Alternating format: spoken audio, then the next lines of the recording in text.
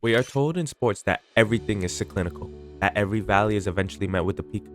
But what if that valley just keeps going down? New York is a city of dreams, a place where greatness is expected. Look at the Yankees, 27 titles. Look at the New York Knicks, Madison Square Garden, where the lights are bright, Islanders, and there's so many other teams, and the Jets. And in 1969, Joe Namath gave this city the ultimate guarantee, a Super Bowl that changed the sport forever. It was the moment the AFL proved it belonged, the birth of the new modern NFL. But looking back, 57 years later, that victory feels less like a beginning and more like a deal with the devil. Because for the last 5 decades, the New York Jets haven't just been losing. They've been conducting a masterclass in statistical heartbreak. This is the NFL's offensive EPA per play with passing on the x-axis and rushing on the y-axis from 2011 to 2025. What you don't see are the Jets. Why? Because they're all the way down here in the bottom left corner. Only with the Jaguars having negatives in both stats. This means that the last 14 years, the Jets have not had a positive offense. That is the Jets, ladies and gentlemen. But to understand how far this franchise has fallen, you have to understand where it started. Before they were the Jets, they weren't even the Jets. They were the New York Titans, a bankrupt, barely functional football team that couldn't keep the lights on. Literally, owner Harry Wiseman was so cash-strapped that he would refuse to turn on the stadium lights at the Polo Grounds at games went into the evening, just to avoid paying the electricity bill. He sent publicity photos to local newspapers of himself, not the players, himself. And in 1969, when the players got paid, they learned to sprint to the bank the second their checks clears. Why? Because by the next morning, the checks bounced. The AFL had to personally advance $40,000 just to keep the players' paychecks from collapsing. By 1962, the league took over operations entirely. The franchise was hemorrhaging so badly that a group in Miami offered to relocate them. The owner Wiseman refused, filed for bankruptcy to block the sale. The team was eventually purchased for just over $1 million and renamed the Jets. A fresh start, built on ruins. Some foundations just don't hold though. Since then, the league has changed. Dynasties have risen, fallen, and risen back. The Patriots won 6, the Giants have won 4. Even the expansion teams that didn't even exist when Namath was hoisting that trophy, have found their way to the top of the mountain. But the Jets, they're stuck in a time loop, a permanent state of almost, maybes, and this year, nah, that's the Cowboys. Since 1969, the Jets have started over 50 quarterbacks. 50. Think about that number.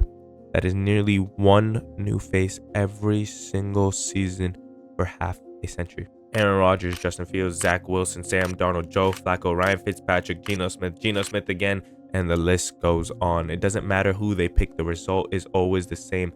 Look at the statistics. From 2010 to 2025, the Jets had the lowest collective passer rating in the entire league. They weren't just bad, they were historically inefficient. The best example would be when the Jets were in a 2-minute drill and to go into overtime down 4 this year and decided to run down the ball the entire time. I was like, what am I watching? I also had Garrett Wilson on my fantasy team that year, but the Jets were playing football like it was 1940. They are the only team in the modern era to go over a decade without a single quarterback throwing for 30 touchdowns in a season in a league designed for offense. The Jets are a statistical black hole. But let's go back for a moment, because in 1996, the Jets didn't just lose games. They imploded in a way that required its own historical classification. Head coach Rich Kotiti, a man who in 2 seasons went 3-13 and then 1-15, back-to-back years with the worst record in the entire NFL. The Jets spent $70 million that offseason on free agents and upgrades. $70 million.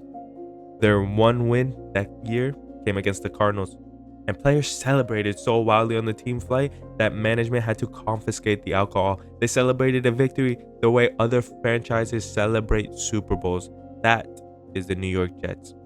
Kotiti, for his part, would coach from the parking lot adjacent to the practice facility, sitting on the hood of his car smoking a cigar. The players described him as having no teeth, all bark, no consequence, no control. By the end of the season, players had already secretly started boxing up their belongings and mailing them to their off-season homes. Weeks before the season was over, the coach quit before the final game and then coached it anyway. That is the Jets. But here's where it almost gets poetic. After Kotiti, the Jets hired Bill Parcells, won 11 games, made the AFC Championship, and then The greatest sleight of hand in NFL history occurred. Parcells retires, and his hand-picked successor, Bill Belichick, yep, the one you know, was named head coach of the New York Jets for one day. The morning of the introductory press conference, Belichick scrawled a note on a napkin. 7 words. I resign as head coach of the New York Jets. That's 10 words. Well, depends on what you see what he wrote on the note, because he abbreviated head coach in New York Jets. He walked to the podium and turned his own hiring announcement into a resignation speech. The Jets traded his rights to the New England Patriots for a first-round pick. Since then, Belichick has went on to win 6 Super Bowls, and the Jets have went on to win 6 playoff games. They're equal in that, I guess. But losing isn't just enough for this franchise. To be a Jet, you have to lose in a way that defies logic. Thanksgiving night 2012, a national audience, Mark Sanchez slides into the backside of his own offensive lineman. We all know what happened. Patriots return it for a touchdown. Play is named the butt fumble.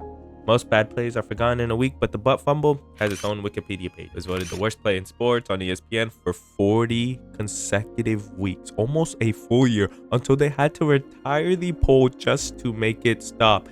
They don't just lose games, they find ways to lose that don't even seem mathematically possible. Then came 2023, the savior, Aaron Rodgers, one of the greatest to ever spin a football, the man who was supposed to break the curse, one who rivaled Tom Brady. The hype was unlike anything else we've seen. Hard Knock cameras, sold out jerseys, a city convinced that finally the debt to the devil has been paid. Rodgers walks out onto the field carrying the American flag under the lights of Monday Night Football. Week 1, the atmosphere is electric. It lasted 4 plays. 4 plays. 75 seconds of game time. Me explaining the hype Aaron Rodgers just had was almost half the time he played. 75 seconds of game time. An Achilles tear that didn't just end a season, it broke the spirit of a fan base. To have that much hope scratched away, this isn't bad luck, that is a statistical anomaly. The Jets became the first team in history to have their Super Bowl odds drop from contender to tanking before the first quarter of week 1 was even finished. The Jets currently hold the longest active playoff drought in all of professional sports, not just football, all sports. 15 years and still going. No postseason in a league built on parity where the worst to first turnaround happens every single year. We have seen the dynasty of the Patriots, the fall, the rebuild, and the turnover. The Patriots, the very same team that the Jets handed Bill Belichick on a napkin for a first-round pick. They went to 9 Super Bowls before the Jets have ended the drought. It is still going on. And here's what makes this franchise so uniquely cursed. They have had moments of genuine talent. In 1984, defensive end Mark Gastineau recorded 22 sacks in a single season. The New York Sack Exchange, Gastineau, Klecko, Leon Salam, one of the most dominant defensive lines in NFL history. And when the 1986 season started 10-1, the Jets looked unstoppable. They were the best team in football. Then they lost their last 5 regular season games, blew a 10-point fourth quarter lead in the playoffs, lost in double overtime. Even when they are great, they find the exit. 2023, the Jets are looking good. They're looking promising. They have uprising talent. Garrett Wilson, Breece Hall on the offensive side, Sauce Gardner, Quinnen Williams on the defensive side. Their defense is elite, top 3. What do they go to do? They fire Robert Saleh in 2024. To be a Jets fan, you have to understand that hope is a dangerous word. It is a drug that leads to an inevitable crash. But in the NFL, every dog has its day. But in New York, the green and white have proven that some droughts aren't just weather patterns. They're a permanent climate. Some records are meant to be broken, but the New York Jets, they might just be the exception that proves the rule. We will be witnessing another Jets rebuild, and we can see how long this drought will last in our lifetime.